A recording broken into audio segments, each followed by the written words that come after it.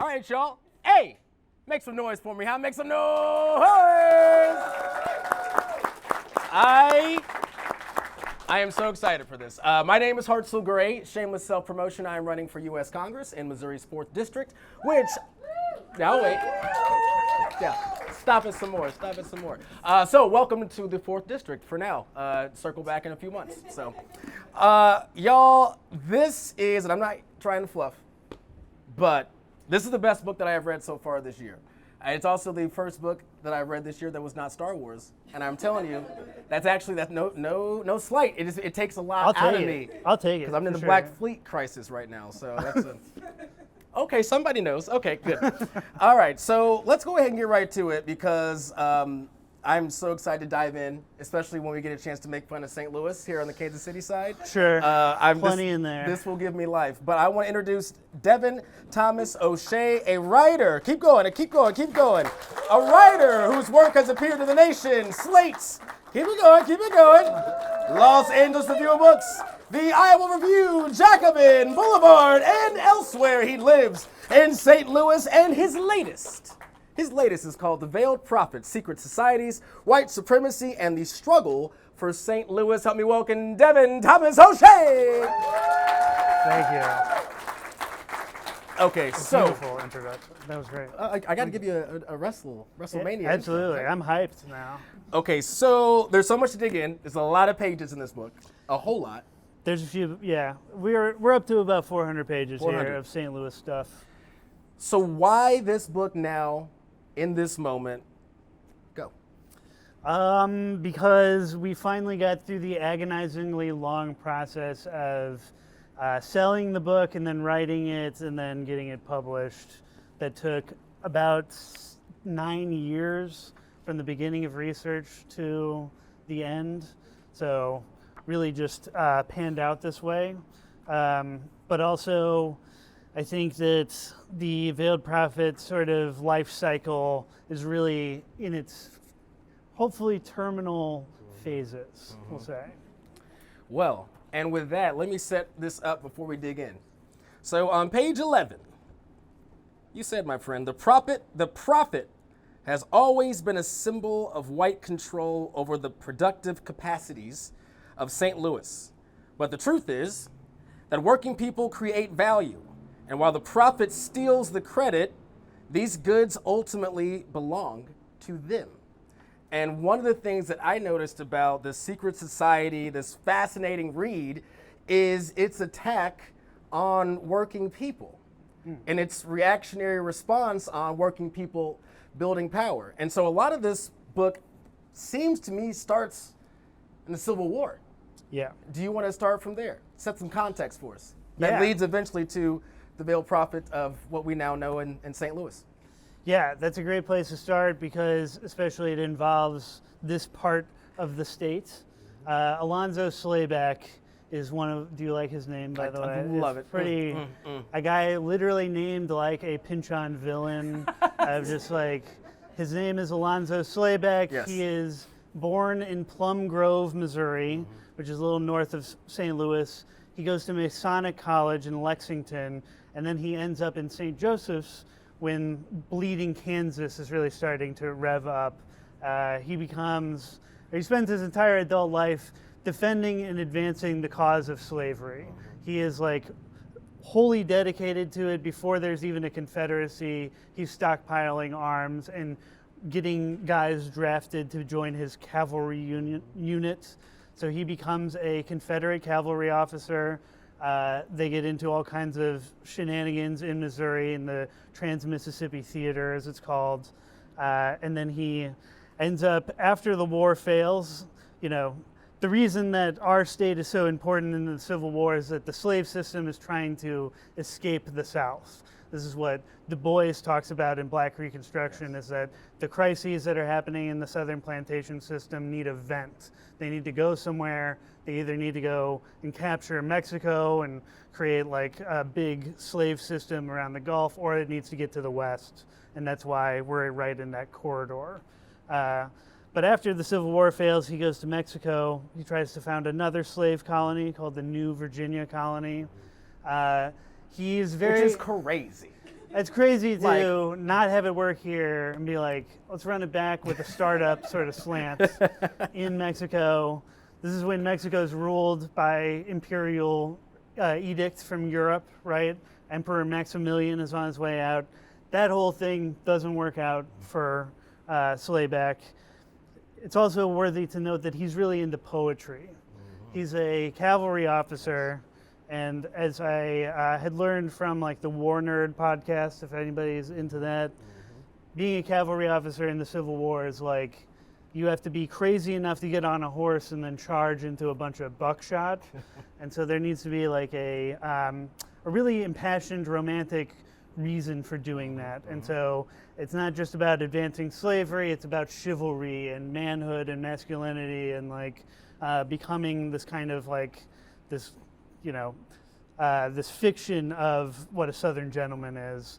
And so Alonso gets really into like romantic Ivanhoe style poetry. So when he comes back to America, he's very afraid to. His mom has to bribe him to come back with some money because he's afraid that he's going to get lined up against the wall and shot because a lot of the Confederate officers had committed many crimes during the war and were rightfully afraid of prison time, which they shouldn't have been because of how dysfunctional Reconstruction was. He comes back, he becomes a high-powered lawyer in St. Louis, and eventually decides that he wants to start a secret society. Yeah.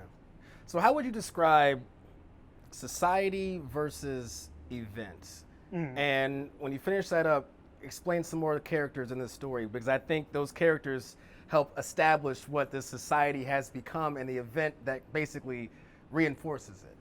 Yeah, this book is full of guys. Yeah. I've got a ton of guys in here, and you're gonna love each of the guys. Spoiler, men are trash. Yeah, there's a lot of very bad guys in here, well documented. The event is the Great Railroad Strike of 1877, right? This is when this is the crisis in capital is coming to an end, and it's going to carry Reconstruction with it. So in 1877, this starts in Baltimore, Pennsylvania, Ohio. The railroad strike like shoots down the tracks to St. Louis while we're way out here in basically the frontier land, right?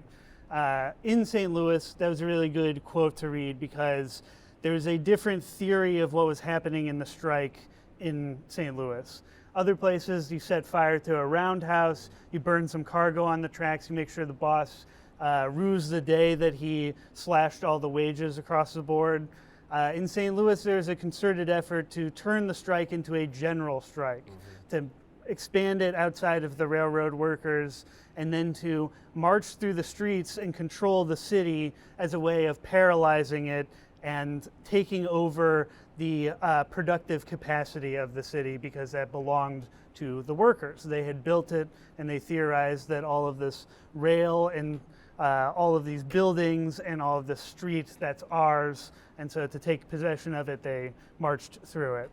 So the Great Railroad Strike is the most intense in St. Louis. It takes over the city for 7 days before it's crushed by the National Guard and a posse and everything the city fathers have to throw at it. At the end of that, you have a bunch of really rich people who have put a lot of money into St. Louis who are now scared that this is going to become the tradition of the year, right? Every summer, the workers are going to do another commune, basically. And so they begin the Veiled Prophet Ball and Parade, especially the parade, as a show of force to sort of to take control of the streets and create this symbol in the Veiled Prophet that symbolizes the crushing of this strike that was also novel for its time in that it was a multiracial general strike. The roustabout labor was a lot of ex-slave African-American labor doing the worst job in St. Louis of getting cargo on and off of steamships all day, backbreaking labor. And there's many points in the strike where there's a full embrace of working class solidarity across racial lines, and that freaked them out even more. And so the Veiled Prophet being both a mystical monarch from the land of Khorasan who comes here on a magic carpet, but also a Klansman, and also the boss, a like representation of his absolute power that all sort of comes to commemorate crushing the strike. Because of course, the first parade float, we know that the first veiled prophet was John Priest, who was the chief of police who crushed the strike. And he was up there with a executioner, and between them was a bloody butcher's block. And so this parade was like not exactly being subtle about the messaging that they were delivering to the working class. And then from that year on, they kind of had to dial it down because everybody was like, that was a lot. It's a lot, guy. Come on. Yeah, that was Tone too it back, much. guy. So they didn't spur out of nothing, though. Yeah. There's a lot of not just events, but also organizations that very much led us, a lot of, I guess, workshopping to what became, a culmination that is the Veiled Prophet. There's a talk of, explain the Knights of the Golden Circle. Absolutely. And also, like, do all these names just come from a galaxy far, far away? Or? Yeah. I mean, there is like a lot of Star Wars crossover with chivalry and knighthood, isn't there? That is strange. That'll be my follow-up. Okay. I have been talking about Ivanhoe so much that I had to go and start reading it, and it is this classical romantic stuff about, what is a knight but a guy on horseback who's wielding lethal weapons and enforcing a code of justice that is basically only in his head, right? That's sort of like the knighthood that we envy is vigilante justice. And so some of the other progenitors of the Veiled Prophet Society, the Knights of the Golden Circle wanted to do that vent maneuver for the plantation system, but to do it in the Gulf. And so the Golden Circle is to surround the Gulf of America with a new slave system that would be divorced from the United States. So instead of the South winning, it would just be a draw, and then they could expand the other way. There's a lot of riling up a bunch of guys to go invade Cuba and having it not work out during that escapade. But then all of this is based on Freemasonry. There's a lot of like ancient lore about Freemasonry being related to the Knights Templar. But they sort of set the model. There's the golden age of fraternalism that is before the Civil War. The Civil War breaks up all those institutions. And in Reconstruction, you get a new secret society that was based on a fiddle group in Tennessee, Pulaski, that became the first wave of the Ku Klux Klan. They started as a musical number. As most clans start. As most right-wing reactionary violent groups do. It starts With out the with fiddle. plucking a fiddle. Absolutely. Yeah. But mostly being rootless, sort of like disinherited men who may have fought, but maybe just like incurred the economic effects of the war. And then Elaine Parsons' book about the first wave of the Klan is really, it's really important and really good because it talks about how the Klan does a lot of costuming in Reconstruction in order to bring back the plantation violence, sort of transporting it through the Civil War and into the Reconstruction era. And so when the Klansman arrives on the scene to harass, usually somebody who's trying to organize democratically in the county, they're trying to enfranchise African American voters, they're trying to have union solidarity or to just defend black businesses. The Klansman arrives and does a little skit like, I'm a man from the moon, right? And these are all my men Banger. from the moon. Yeah. Amazing, very cool. Or I am a ghost from Shiloh, from the battle. I'm a risen Confederate ghost here to do harm to everybody. It's a really shitty Casper. Yeah, exactly. Yeah. And like, there's a lot of debate about whether or not this was even scary. There's like a lot of doubt about like how this annoying, very violent guy showed up, but he did this skit beforehand that sort of put him in the mindset of doing violence. Anyway, you could also become, for example, an imam from the Middle East that shows up on a magic carpet. So there's this fictionalized Klan violence. and it spreads through the newspapers as like a meme. You learn how to do a Klan attack through reading about it elsewhere, and then you sort of get the manual to do it. So in Reconstruction, especially in our neck of the woods, and especially southern Illinois, Indiana became a big Klan outbreak, but Louisiana, Arkansas, Mississippi, that's like Klan central. Towards the end of the first wave, to back up, you know how there was the parade float with the executioner that was a little too much for everybody? Come on, guys. Well, there was a advertisement before that for the Veiled Prophet first parade, and it was a cartoon in the newspaper that had a evil-looking sort of clown. I don't know how else you would describe it, maybe. You nailed it. He looks pretty clownish. He's got sort of a steepled hat. He has a pistol, and he's got a rifle, and then he's got another rifle behind him, and he's also got a Bowie knife tucked into his belt. Why not? Sure. And he's coming to St. Louis, and he will not be stopped by any striking trolley worker. And that is an advertisement for you to come to the first Veiled Prophet parade.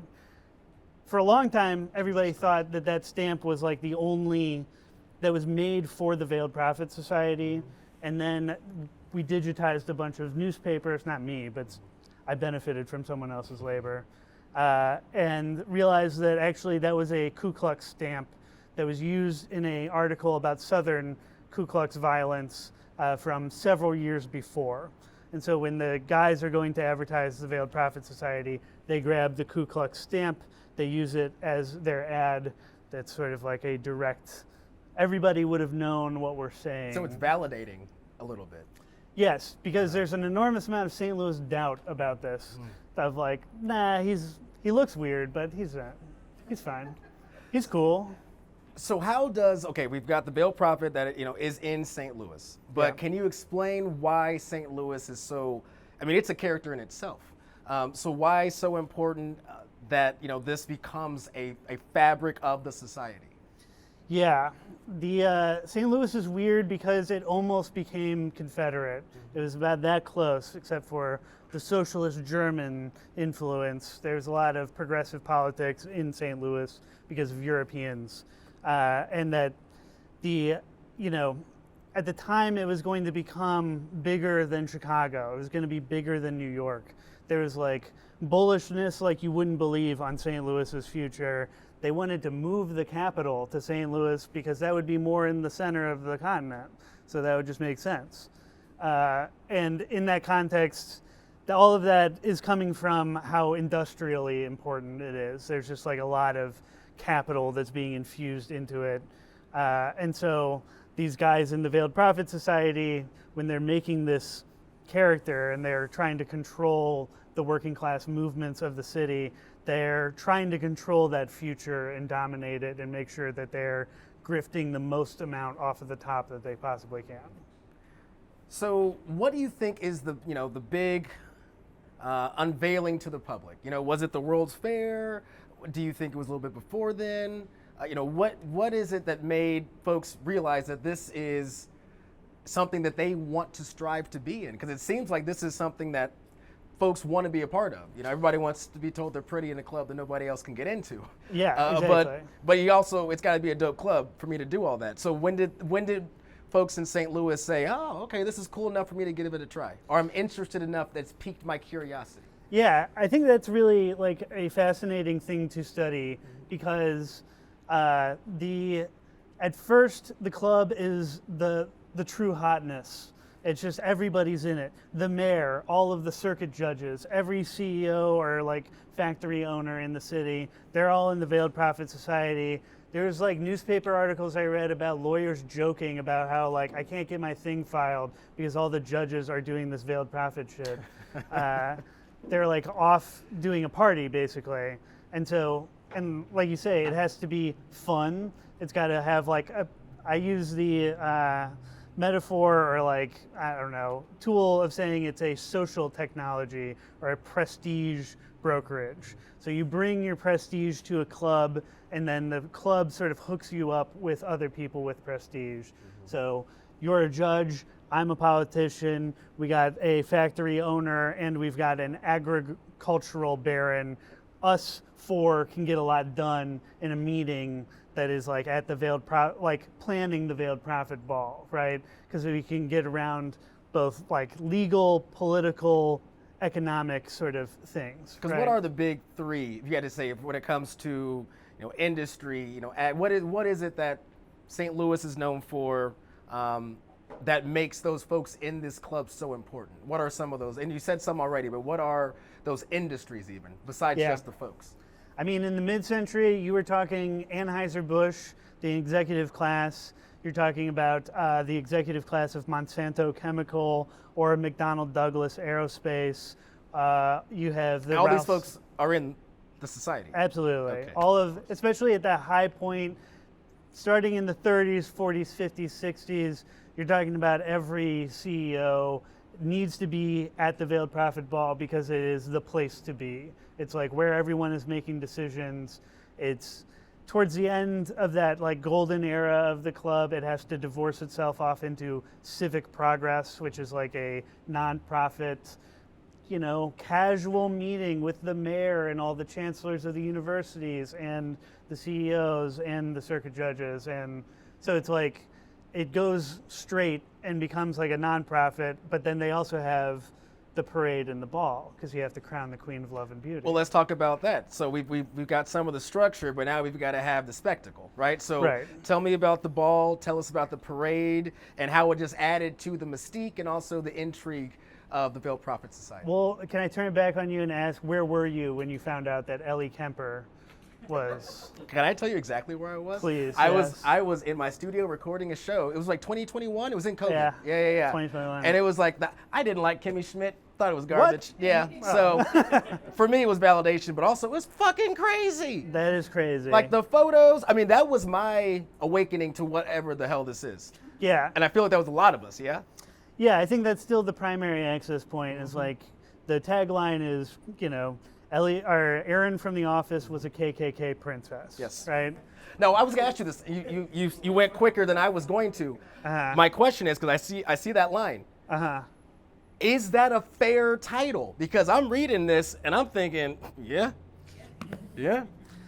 I think it is, I don't know. I think that it is a fair title in a way, but my line on this has always been that the real problem is the adults who are constructed this system and want to do this ritual over and over again, and that there has to be some sort of leniency for the 19-year-old girl who gets involved with it. That's fair. But the other thing that is, I think, it is true that it sort of cuts through the bullshit because as soon as there's any sunlight on the Veiled Prophet, as soon as there's outside attention on it, it's like nobody's buying the St. Louis line, which is like, no, he's our own thing. He's not a Klansman, he just looks strange. Mm-hmm. And he just represents sort of the patriarchy embodied, and he crowns his Queen of Love and Beauty in order to do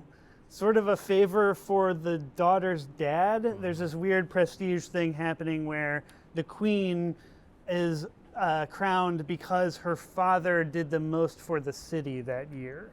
And so there's it's a way of rewarding her dad through her, and it's granted by this guy from the Magic Carpet. Yes, absolutely. I love the genie. So yeah. Who is in this gala? Who is in the parade? From the politicos to the capitalist class, do they go to both? Is one you go to and one you don't really want to go to? Yeah. Because I got to think that some folks, they let their freak flag in public, and some folks want to keep that behind the scenes. Yeah. Because there got to be some folks who are at least a little bit self-aware. Especially in the times where capital is reeling and creating huge strife in the city, like the 1930s. One of my favorite sort of periods of maybe even Missouri history. This is like the Pendergast machine here. But that they still are having this incredibly decadent parade through the city streets where this bejeweled Muslim monarch is being worshipped, also sort of as a Klansman, but he's protected by the police and this tradition that we've sort of forgotten. There's 1 year specifically where, in St. Louis, there's like a miles-long Hooverville along the Mississippi River.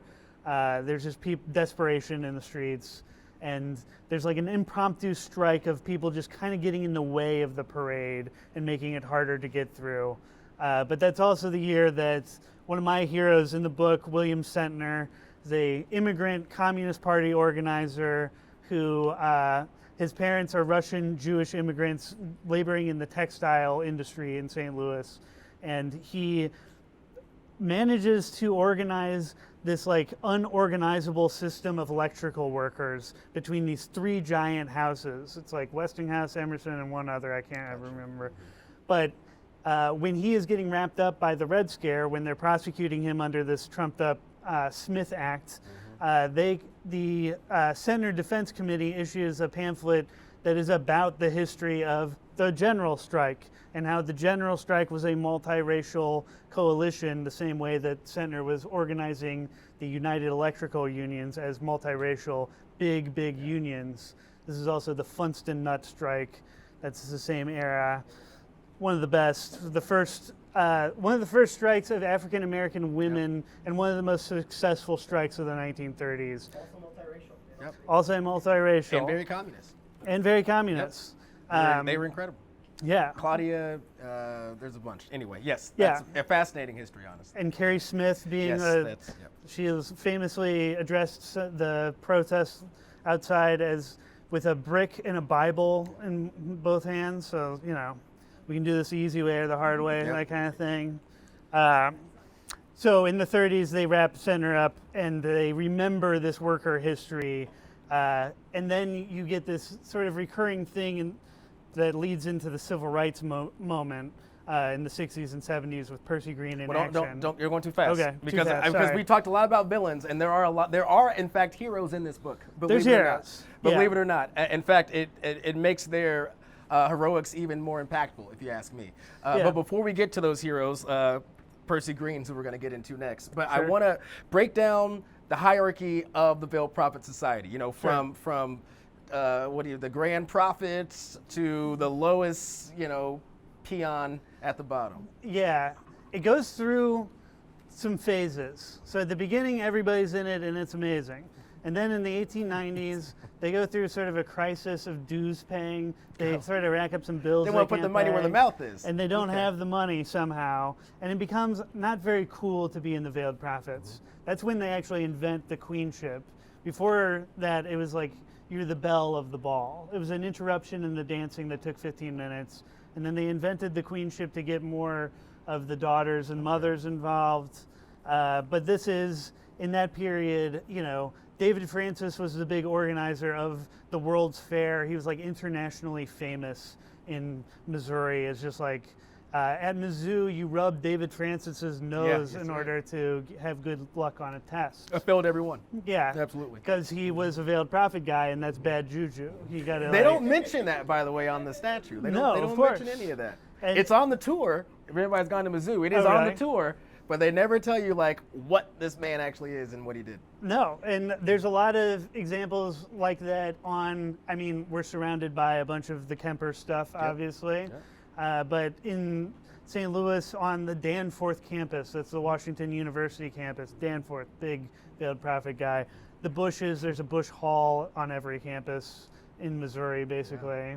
Yeah. Then you've got the other kind of Bushes, the BUSCHs. Because of their great-grandfather, who Herbert Walker was named after. He was a dry goods salesman who was a big wheel in St. Louis. And so you have sort of this, at the beginning, the club was so successful because it was knitting together a bunch of the Union and Confederate business members. They were getting together in one place. As the river sort of wanes in importance, the railroads become more important, you get less barge barons, but there's still a through line of agriculture, and then finance. St. Louis becomes like a big financial capital for a while, and then you get into this golden era of Anheuser-Busch making bullets at the Olin ammunition plant in Alton, the Olin family, who the Washington University Business School is named after. They are big Veiled Prophet people, as are the Shapley rifle distributors. So as soon as there's a Spanish-American War, St. Louis starts to grow as a military-industrial thing that eventually becomes McDonnell Douglas, aerospace. Lambert Airport is Albert Lambert, who financed Charles Lindbergh, famous American Nazi from worshipped in our state. And he actually got all his money from Listerine mouthwash. Really? Yeah. And so Myrtle Lambert, when she became queen, was the Listerine queen. So, I mean, goals, cool. goals, absolutely. The Listerine queen. Okay, you teed me up perfectly. The queen. Yeah. This person is minor celeb, major celeb, got a lot of pull. Tell us about the queen. Yeah, I think it's really interesting that in the mid-century, when we're at the height of the club, becoming the queen is like you are a local celebrity. There's a heartbreaking detail about how there's a New York journalist who went to St. Louis in the 60s and observed a bunch of the stuff and wrote kind of a scathing essay about how kind of bullshitty and fluffy all of this stuff is. She talks about how everybody's so serious and doing this big show at the ball. You know, there's the Bengal Lancers come in and they do a military maneuver, and they have purple turbans on with red British jackets and lancing poles. And then there's a guy who comes out and he's dressed as like a squire, and he reads from a scroll in an ancient language no one can understand. And then one by one, 50 debutantes come down the aisle and like bow in front of the Veiled Prophet. And then finally there's the queen, who is like, she's supposed to reign in his stead for the year, because he's only in town for one night. Oh, wow. It's like Santa. Amazing. Sure. Okay. And then she marries him. I'm not really sure what the thing is there, but the queenship entails like you have to go, or you get letters from poor people asking for money. You get like sort of recognized out on the street, but you also have to do ribbon cuttings, go to the hospital and hang out with the sick kids. There's a lot of obligation involved with it. And then you also have the sort of backhanded thing that's documented in the article I was talking about how the Veiled Prophet guys also will give shit to the girls who are not pretty enough, and like, oh, it's disappointing when the queen isn't hot, which is also just very strange. Yeah. It's a debutante ball, or like a beauty pageant and a debutante ball are very close, but they're somewhat distinct. And so usually because of age. Age would be a big one. That's a pretty big one. Yeah. And just in general, like, important. Yeah, it's a very Victorian social technology that's meant to intermarry a bunch of families who are already rich with each other. It's a way for the father to get it's a way for the daughter to resign her rights as like an individual in order to become a debutante. She has to basically say, I'm not going to have a crazy life. I'm not going to have like a open sex life or anything like that. I'm not going to experiment with hanging out with anyone you don't want me hanging out with, because I want to have a run at being the queen or being celebrated in this big debutante tradition, which is just meant to hook you up with who you're going to marry. Aside, because this is fascinating. So why with what's with the Orientalism, and was there a philosophy, a doctrine? Was there anything written down? Where there's a lot of mysticism and Victorian and like racism. Yeah. So like, where is this coming from other than just the Civil War context? And is there something even deeper? Like do they worship something? Yeah, that's a great question, because I think that is the most baffling part of looking. This thing has survived for so long because it's encased in amber, right? St. Louis's decline over the last century has allowed for this specimen from the 1870s to make its way all the way up to us. It's still happening, right? So it's hard to understand why the Veiled Prophet is from Iran, right? He's from Khorasan. There's a province in Iran called Khorasan. It's very mountainous. And that he comes here from the land of Khorasan that is overflowing with bounty, and that he has picked St. Louis to give his like graces to. That's why he's showing up. The way I investigated that is that through Edward Said, his book Orientalism. Absolutely. Is basically about how Western European imagination used the Orient as a place to go and fantasize about stuff you weren't allowed to talk about in Christian good company, right? If you do a little Orientalist fantasy, you can get away with criticizing the English government or the English monarchy by dressing them up as the monarch of Khorasan.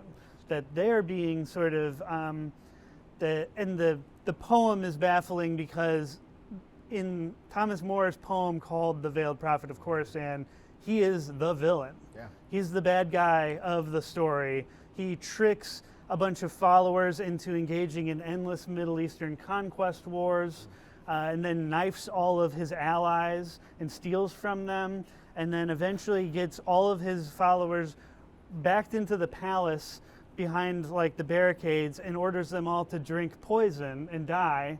And then he jumps into a dish of fire and vanishes, suggesting perhaps that this was the devil all along. You don't say. Yeah. Wow, what a walk we took.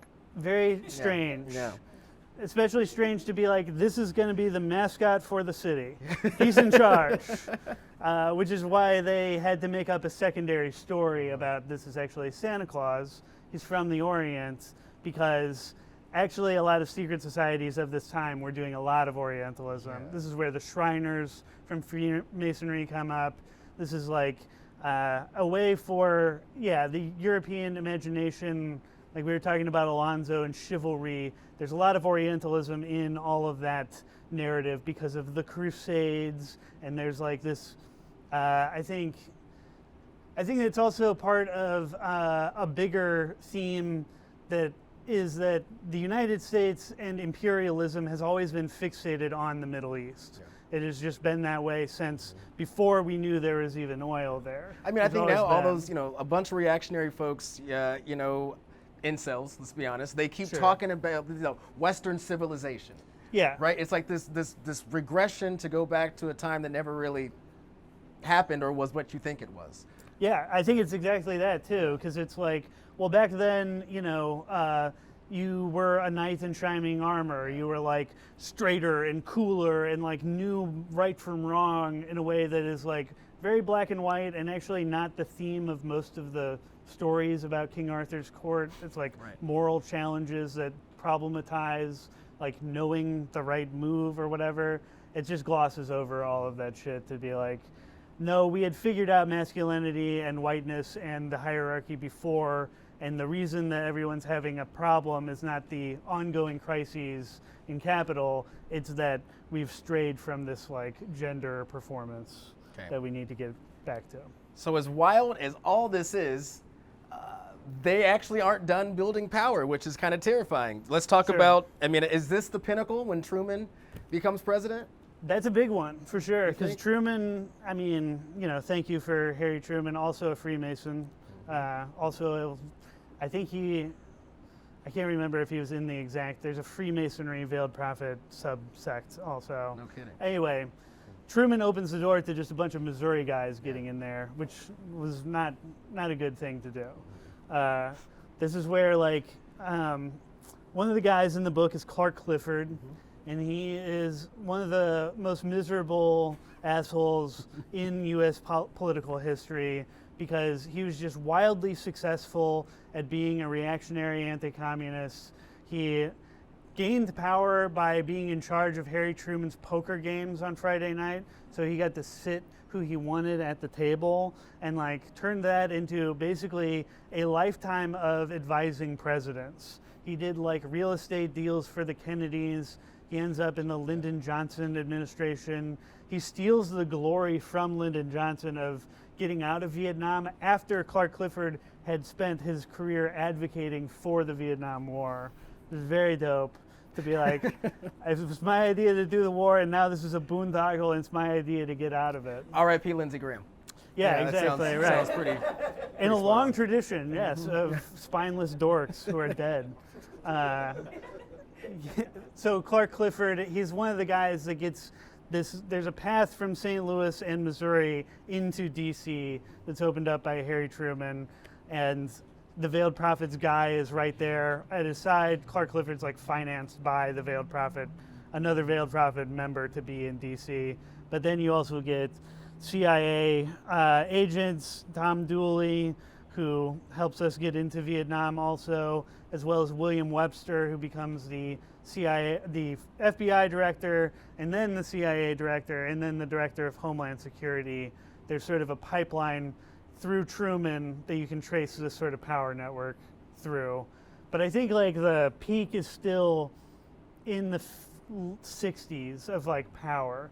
Like you've got all of these big weapons contractors and Anheuser-Busch, and they're all going to the ball. They're like, the hegemony of power is still like in the club. It hasn't been like watered down necessarily yet by civic progress and stuff like that. Well, let's talk about some civic progress, right? Okay. This is one of my heroes of the entire story is Percy Green, civil rights activist, part of the Action Network, right? So Sure.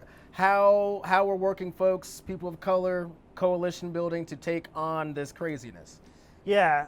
Would it surprise you to learn that like the black community in St. Louis didn't like this guy, the Veiled Prophet, that much? Anybody think that? That's very strange. You would be right. Yeah. Except that there was no African American voice in St. Louis journalism until really the civil rights movement starts up. And so Percy comes out of a group called CORE. CORE is sort of like, as Percy called it, it was the tea and cookies phase of the civil rights movement, in that there's a lot of sit-down strikes and pickets, and Percy wanted to do more than that. And so after this big protest at Jefferson Bank, he splits and founds Action, which is a multiracial group of guerrilla theater protesters. And so the whole idea is to use the media environment of your age in order to disseminate easy to understand symbols. And so one of the first things that Percy does is they're constructing the arch. I don't know if you've heard of it, but at this point it's only these little two things, right? It's going to meet at the top, but it's not there yet. It's a big federal project. There are no black workers on site. And so Percy targets the arch.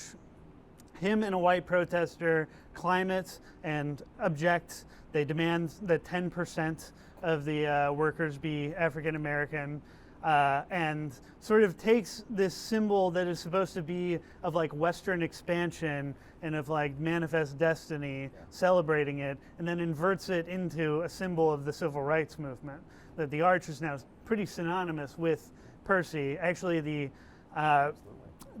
the anniversary of this was yesterday, that he climbed it yesterday. So we're like, this is also the month of the railroad strike. So July, big important month. So then after Percy sort of becomes famous for the arch thing, he looks around for like the most potent symbolic thing that they can find next. And it's got to be the Veiled Prophet, because there's no better way to get in front of every CEO in St. Louis all at once if you're trying to deliver a message that's also being covered by the media than the Veiled Prophet Ball. They start to protest by picketing the ball. They have during the parade, they have protesters run out and handcuff themselves to the parade cars to stop everything. And then somebody with like society sort of written on their chest runs out and dies in the street. And then somebody with a doctor's coat with social justice written on the back runs out and revives them, right? And so you're just communicating a very basic symbol to a pretty hostile, white working class that are out to like watch the parade. But it also gets televised and printed in the newspaper, and you can still reach these western suburbs that are sprawling out west in St. Louis. They protest the Veiled Prophet Ball. They have a black Veiled Prophet and a Queen of Human Justice, and they demand that these two be sat next to the Veiled Prophet and the Queen of Love and Beauty, which forces everybody to say, oh, that's the white one, right? Which sort of outs this whole like subtext of racism in a really clever way. I think it's like genuinely interesting to study how good they were at turning a joke or like forcing you to say the thing out loud. And then this all culminates in 1972 with three of the white debutantes, or three of the white action protesters, the ladies. We don't know how they get tickets. There's still a mystery of who provided them. But they get tickets to the ball. There's the big sort of arena with the throne and on the stage, and then there's a balcony. And two of the white debutantes start throwing out pamphlets right before they're about to crown the queen. And they cause a big ruckus up in the balcony. And Jenna Scott is up there, and she grabs a power cord that's hanging from the ceiling. She sort of Tarzan swings down onto the floor, except the cord snaps midway, and she falls, and it hits her rib and fractures it. Oh, no. Somebody comes over because they're like, there's all this shit going on up here, and now there's somebody on the floor. Are you all right? And she says, she pops up and is like, I got to get a phone call. And so she runs around through the stage, just using this excuse of like, I got to get a phone call, sorry, get out of my way, and gets to the veiled prophet and pulls his crown and veil off, revealing Tom K. Smith, the vice president of Monsanto, at the height of Agent Orange production for the Vietnam War. And there's a whole thing, it's very dramatic.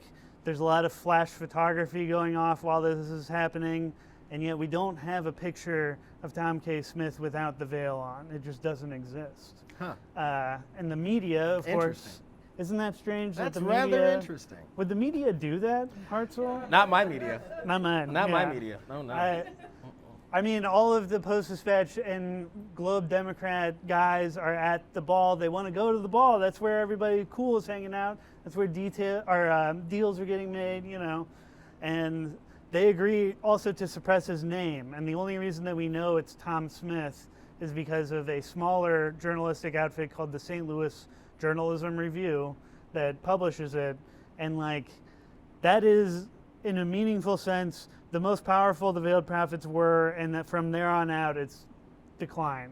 We're all on the way out. Well, that's my follow-up. So Life posts the doxing of these, goons. He was doxed, yeah. Yeah, absolutely. We know where he works. We know what he's up to. Yeah. Sucks to suck. Yeah. So, I guess it's power, it's influence. Other influential folks who were in the society, did they leave out of fear? I'm sure it's not because of ideology, but did they fear that they might be unmasked next? I think that there was a palpable fear. So the first thing that happens is that Action sued the Veiled Prophet Society to stop using the publicly funded Kiel Auditorium. That's a public institution. Yeah. So they get pushed into private, right, where they have a little more say in who gets to show up. They continued protesting, but the sort of group has to move to the chase. There's some grumbling about it losing some of the aura. There's a little bit of crisis, especially in like the late 70s, early 80s. And then there's, of course, a line in the book from one of the Veiled Prophet guys who's like, well, we were thinking about closing this whole thing down and, wrapping it up. Or we could do it even bigger and come back and do the VP Fair. It's double or nothing. Basically. Yeah. And so they do this basically in tandem with the Reagan neoliberal turn is happening at the same time, this big rejuvenation of Americana, the VP Fair.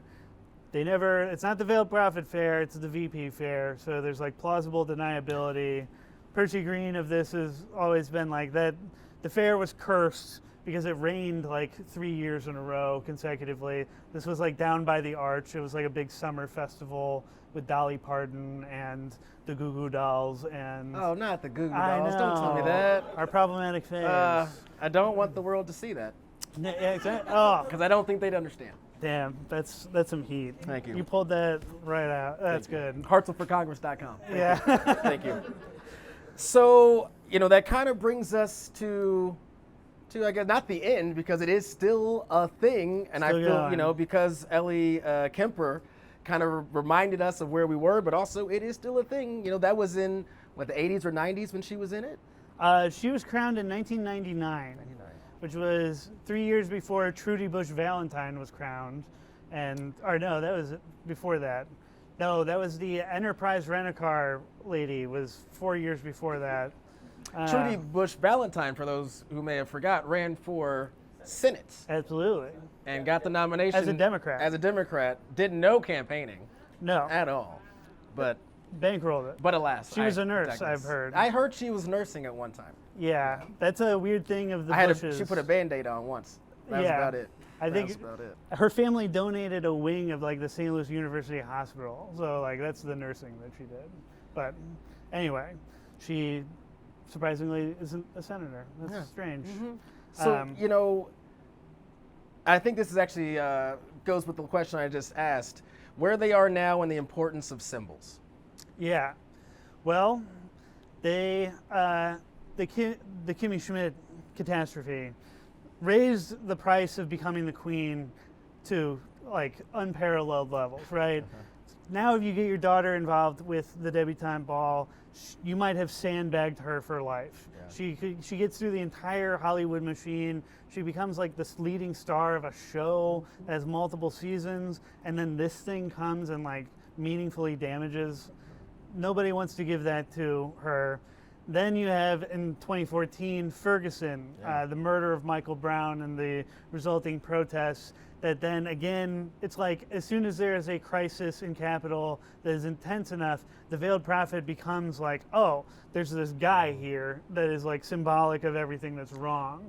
Because I knew that you booked in with Black Lives Matter and Ferguson. Yeah. But I was so confused as to how the hell is he going to get here doing that? And so I took that knowledge out and as I was reading, it really is a perfect analysis and culmination, honestly. And so I'm curious why you decided to end it there, which I think was the right way to do it. Sure. But did you have any other thoughts that you're trying to find parallels to that moment, to this moment, moving forward, what we can get out of it? Yeah. Yeah, in 2014, as the Ferguson protest is happening, there are protesters who are now like in charge of Action St. Louis, the big organizing entity there, and others who are just like Keith Rose is who I interviewed for this, who get into the ball that year, and Sam Dotson, the police chief, is a guest at the ball, as is usually the police chief, going all the way back to the first year where the police chief is the veiled prophet himself. So there's this through line with the police themselves, and that these protests in 2014 are calling attention to like, this is a room full of the richest people who are having a big party in the middle of this giant crisis.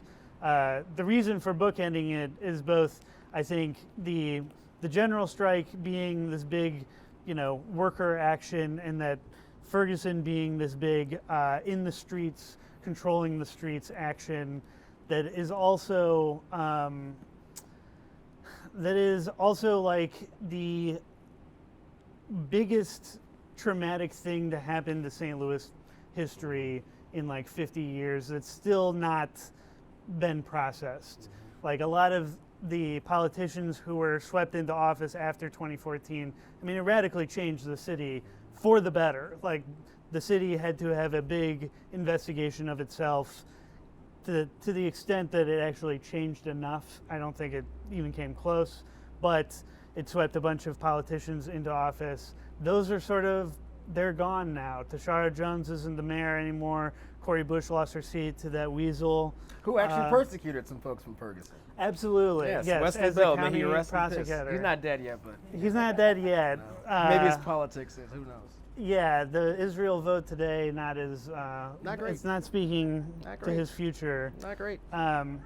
But that signals that was a big sea change in St. Louis history. And I also think you have that Ellie Kemper tax, and then you have the Black Lives Matter movement pressure, and this awareness that St. Louis has so many segregated problems, especially amongst the elite who hoard all the wealth in Ladue and Town and Country, that the pressure has now sort of squashed the ability of the current VP guys to recruit new members, and that's what you need in an organization like that. You need fresh guys coming in to both do the work and to pledge and then get initiated and want to pay dues and all of that stuff. Except 2 years ago, they came out and said, "We heard you. We've been listening and growing." Oh, we heard you. We heard you. We see you. Was it a notes app? Basically. Basically, yeah. They came out to St. Louis Public Radio and did an interview that said, "We're getting rid of the veiled prophet. He's not part of it anymore. And our organization is called VP St. Louis now." Okay? But the letters don't mean anything. It's like Harry S. They don't refer to anything. They're a sign without a signifier, which is really cool. That should be their shirt. Sign without a signifier. Except then somebody at another talk in St. Louis was like, actually they redid it again where VP stands for valued persons. So they're fishing. I think they're fishing a little bit. It's all part of this rebrand as a charity fraternity organization. But then they had the ball, and there are pictures from the ball, and then there's a guy on the stage that looks a lot like the Veiled Prophet, and a bunch of pictures of him, and they're like, no, that's the Grand Oracle. Oh. And he doesn't have a veil, he's got a little mask. So he's different, and he's got a whole different thing going on. It's totally different, guys. You wouldn't understand. It's the guy from the Kingdom of Heaven, that's what it was. Yeah, exactly. I think that was insulting to everyone a little bit, to be like, we changed, and then we didn't change anything. But they are sort of deflecting, they want to just deflect attention. I think like a McKinsey consultant came in and was like, okay, here's how you change all of this stuff, but don't change it at all. It was actually Pete Buttigieg, I think. Yeah. Honestly, doing some freelance work as transportation secretary. We're at an hour because I want to make sure we get some questions too. But legacy of the Veiled Prophet Society, I guess it's a living legacy. It's not done yet. And do you think is it ever possible for them to reclaim those symbols and make it meaningful as we are in, Trump 2.0, a America First MAGA mentality? Sure. Or actually, it's a worldview, right? And that worldview is being questioned right now. I think it's an actual crisis of conscience, right? Do you think that could give way to secret societies that look a whole lot and smell like and feel like the Veiled Prophet Society? Well, you did have Peter Thiel's Dialogue Secret Society a couple weeks ago. It's an evil thing all to itself. Ezra Klein's in there, Cory Booker, all of our faves, Ted Cruz. The problem for the Veiled Prophets and groups like them is that we live now in a deep level of neoliberal wealth inequality that is sort of doesn't have a parallel very much in the Gilded Age is close, but in St. Louis the most powerful people are Rex Singfeld, a billionaire who earned a lot of money being a hedge fund pioneer or something like that. Anyway, doing crazy evil math stuff. And then individual billionaires exert much more pressure on politics, and they don't need a big club. They can just have themselves and their inner ring. That is the club. So meaningfully, we've got Bob Clark in St. Louis giving Mayor Spencer $100,000 to run for mayor, which is an insane amount for such a dog shit job and title. But Bob Clark's in charge of Clayco, which is a construction company that gets all of their stuff greenlit, overnight. And so Bob Clark is much more powerful than the club itself anymore. I think that the legacy, the hope for the book, sincerely, is for St. Louis to close a chapter of something that is not around shouldn't be around anymore. It's just something that we used to do, and now it needs to go to the History Museum and just be done with. And I think most St. Louisans are ready for that, and most people looking in on it are like, why didn't that happen 20 years ago or something like that? But I think that that's sort of the hope, is that they run out of steam to the point where they surrender the garb to the Historical Research Center. But not for a lack of trying. They don't want to give it up. Yeah. They really like the costume. They like being the guy. Mm-hmm. Why do they like being the guy, do you think? Well, you tell me. To be the man, you got to be, I guess, just be the man, I guess. there is a thing of like, if you are the veiled prophet, you are considered invincible for the year. So I guess that's what they like. Live it It's up. like, You got 365. wouldn't Don't it let be it be a leap obnoxious year. to be in the same room as a guy who's like thinks he's invincible and he's like a mid-level lawyer? I would hate to be the guy who just lost my title to Yeah, the next right. guy. Yeah. And I'm back to being mortal? And I'm just a normal guy. No way. I don't want that. Yeah. Y'all, this book is incredible. It's called The Veiled Prophet, Secret Societies, White Supremacy, and the Struggle for St. Louis. Make some noise, y'all, for Devin Thomas O'Shea. Thank you. Thank you. It is, I'm not kidding, it is, I'm not blowing smoke. This is the best thing I've read this year. So fascinating. That's huge and there is, I guess, the through line, I-70 from St. Louis to KC. I mean, Right is here. there any influence of this Veiled Prophet Society that didn't make its way to the Kansas City side? I mean, the Kempers are like, that's the connective tissue. I mean, the Truman being in the Freemasons also. I don't know. It's impossible to understand St. Louis without understanding the rest of Missouri. Right. And I think that there's a problem that we share in both St. Louis and Kansas City, that all of the productive capacity of the state is done here and in St. Louis and in Springfield. 80% of the GDP of the state comes from those urbanities, and we're thoroughly under the thumb of the state government. And that goes back to Civil War stuff, especially not being in control of the police departments. And so, same group of guys. We're living in the world that they created, We got any questions? Can you speak about the connection between the Priest of Palace here in Kansas City? Oh, yeah. I forgot. Yeah, you guys had the Priest of Palace. Has everybody heard of that before? The pop ball? Oh, yeah. Okay. It's called the pop ball, that's right. Have you heard of this before? I know the pop ball. I don't pop know ball. any of the context behind it, though. I have heard of the pop ball, though. Okay, so Break it down for our folks. back in the 1890s, 1890s, when the Veiled Prophet thing was really drawing a lot of people into St. Louis, right?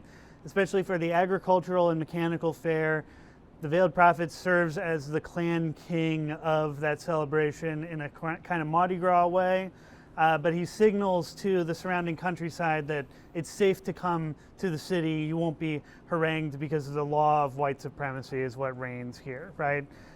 The Kansas City elite saw that and were like, let's run it back.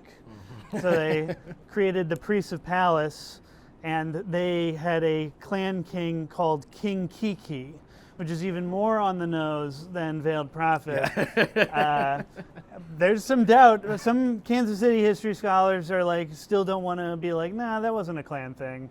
But there was a lot of K's in the advertisements, and there's a little bit of doubt in American historians to admit how much everybody loved the first wave of the Klan. They loved the accoutrements that came from it, and after it was suppressed by the federal government, all that stuff escaped into culture, and that's why we have these Klan characters.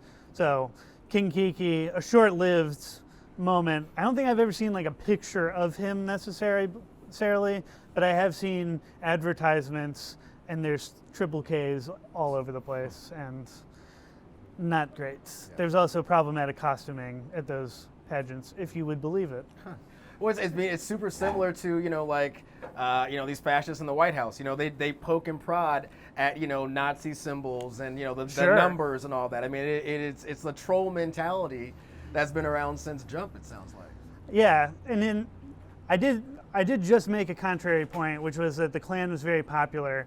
But I think that has to happen because of how genuinely unpopular it is to be a real white supremacist. It is, everyone knows that you're not supposed to allow that symbology into polite society and that it would destroy the fabric of society. So you have to do these cute little gestures, and we're gonna dress up as Patriot Front guys, and we're gonna wear a certain kind of collar and like a hat. So the book is like an investigation of that sort of costuming too. Who's next? Any other questions? Yes, sir. I have a question. To what end do you think that they apply these mystical accoutrements and names to these societies? Is it to add to the mystique? Is it to draw new people? Is it to create an air of invincibility? Yeah, one of the most interesting scholars I read for this is Susan Davis. And Susan Davis talks about how in America, we had to invent all of our traditions, right? Like we just didn't have any. Especially the immigrant classes could bring theirs from Europe, but that's not American, right? And so there's a lot of these early clubs that want to like invent something that is really old. They want to do an archaic affectation, is what it's called, and like they. So there's like stuff in the early Veiled Prophet guys of like, it's not that we invented this, it's that we discovered a scroll that's 40,000 years old. And that's why we're sort of getting on board. And you're like, oh, okay. So what, and it tells you to do this? And it's like, yeah, it tells us to do exactly this. Hell yeah, man. And it knew about the Hell yeah. technology of the day, all of that stuff. So there's like this will to be in a long tradition of, I think that's why the Freemasons are so interested in being associated with the Templars. It's like, there's an inherent conservative desire to be attached to a tradition, a thing that happens the same way every time, and there's a severe denial that it changes. But if anyone has studied or is interested in history, we all know all of that stuff is in flux and changes a little bit each time, and that we have to make conscious decisions about it. So, yeah, I think it's a desire to be part of something that's super, super old, that then makes it magical. Like its ancientness is from the biblical times magic, something like that.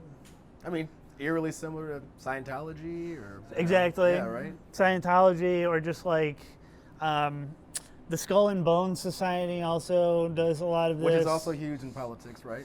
Yeah, absolutely. The Yale Secret Society that is really secret and we all know about it. Well, also I think of, our dear friend here in Kansas City, Harrison Bucker. Any fans of Harrison Bucker here?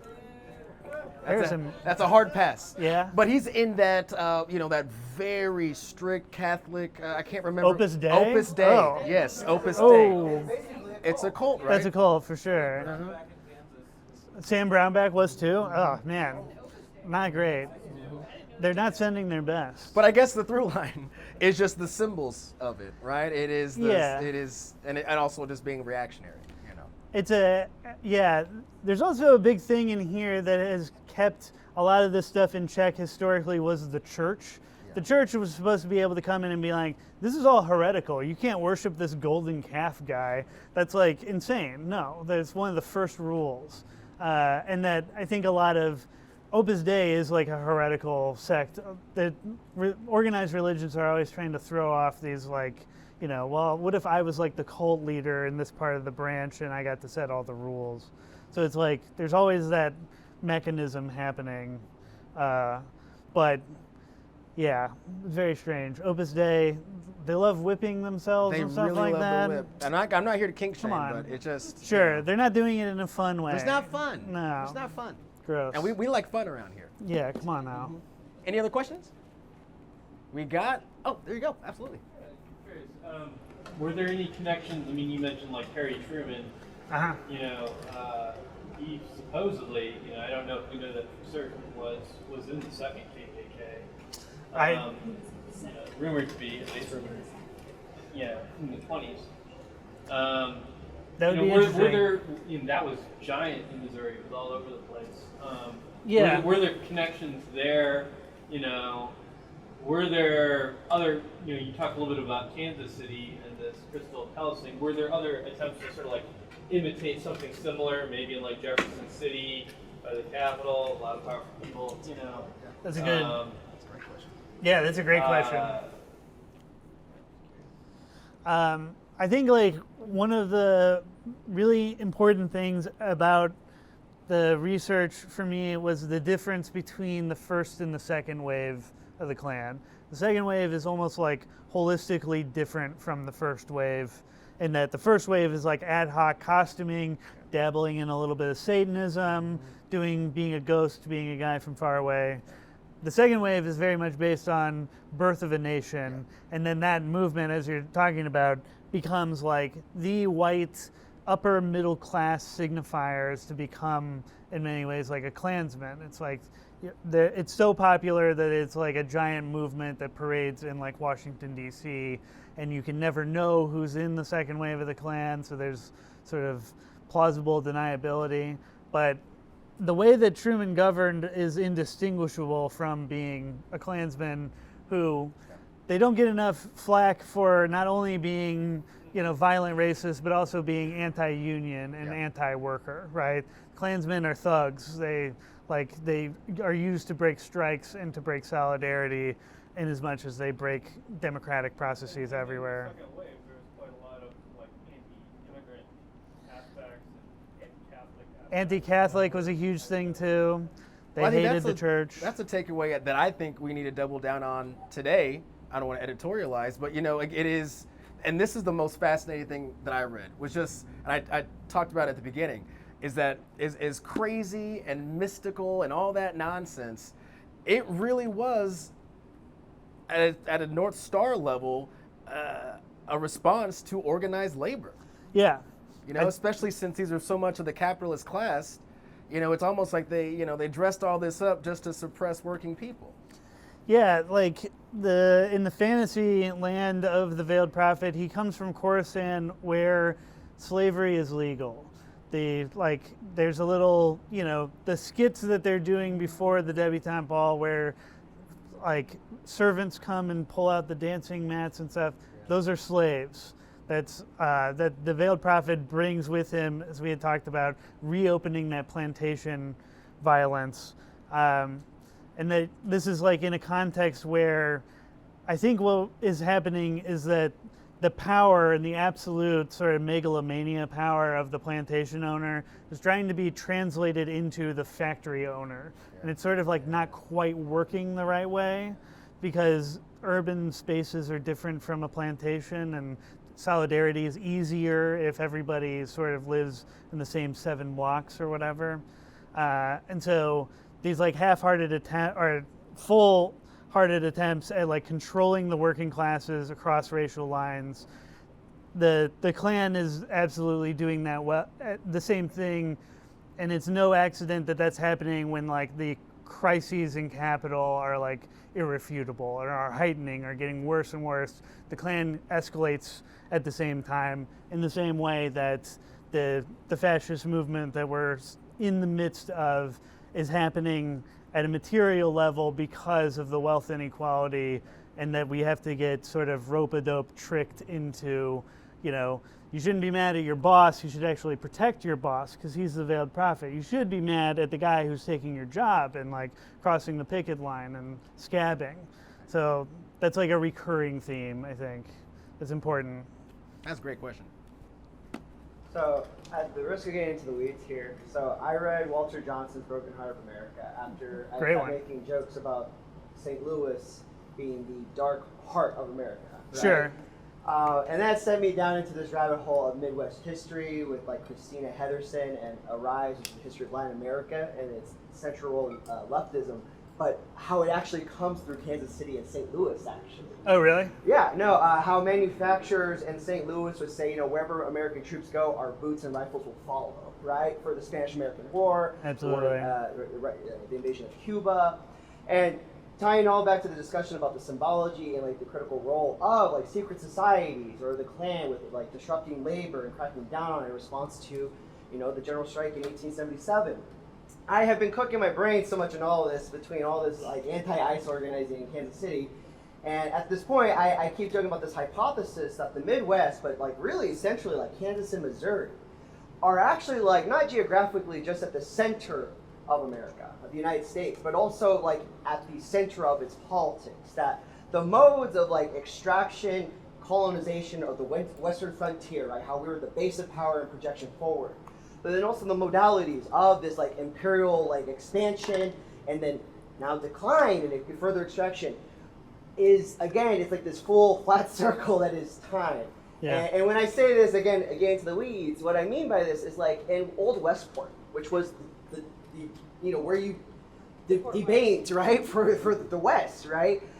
There is now a RICO case against the business association of the district because it's majority white, and it turns out they've been locking out black business owners for who knows how long by literally having a list of music you're not allowed to play, and it just so happens to be all black artists. And how if your business plan at all humors the idea of bringing in urban crowds instead of suburbanites, Sure. you lose your business. Yeah. And in St. Louis, you have an ongoing scandal north of Del Mar with these fake mortgage scams where they're like promising a pink slip right for the house if you're paying that minimal maintenance, and then they took away from all these families have already been the entire all of north of Del Mar, or these people who've already had everything taken away. Yeah. And in both cases, to finish my huge rant here, you have people over in LA County or Orange County, my bad, right? Who is are all invested in Old Westport, and it turns out they own all the properties. All right, and my point being is they're extracting local value, right? They're extracting from the local population. And with the mortgage scam in St. Louis, it's people in equity over in Philadelphia. Right. And so my point to you is, doesn't it kind of feel sometimes like we are at the center of American politics? Yeah, without absolutely. No, that's a great. Thank you for that. That's really interesting, because I do think that like there is. There's like a narcissism about the East and West Coast that we're the flyover country, but that I think my work and a lot of the work of like journalists and political organizing out here recognizes or comes from that place that sees that this is like where the fission lines in capital go through. Like St. Louis always is responding to these economic crises, and because of the disinvestment there, and that like as soon as the Reagan Revolution like hits St. Louis, it really like sends the city into a downward spiral in a way that like augurs the fate of all the other Rust Belt cities. We're sort of part of a constellation of neglected like urban industrial spaces, and that like so these big changes in like federal spending then hurt us first, and then the social cultural sort of epiphenomena happen here, and then they're like, why is Ferguson behaving this way, right? Why all of the news media in 2014 arrives in St. Louis and goes, why here? Why is it this? And then you have to go back and say, well, for 100 years we basically organized a machine that extracted resources from the poorest people and hoarded it into the richest counties, and that this is just one of the poorest and most oppressed counties, and now it is like the center of racial conflict in the country. So yeah. Yeah, Phil Neal's Hinterland, that's a really fantastic book about basically how our era will be an era of like suburban strife, because that's where the decline is going to happen first. The disinvestment won't be in these urban areas, it'll be suburban in nature. All right, so we were given an hour and a half. I thought I nailed the time, if I'm being honest with you. And I've been looking at your watch the entire time. Yep. Hell yeah. So we got 10 minutes left, and I would like to open that up for folks who have purchased the book and maybe want to do some autographs. Sure. Right? So absolutely. Again, one last time, y'all. This is the latest from Devin Thomas O'Shea, The Veiled Prophet, Secret Society, White Supremacy, and the Struggle for St. Louis. Thank you, brother. Thank you so much.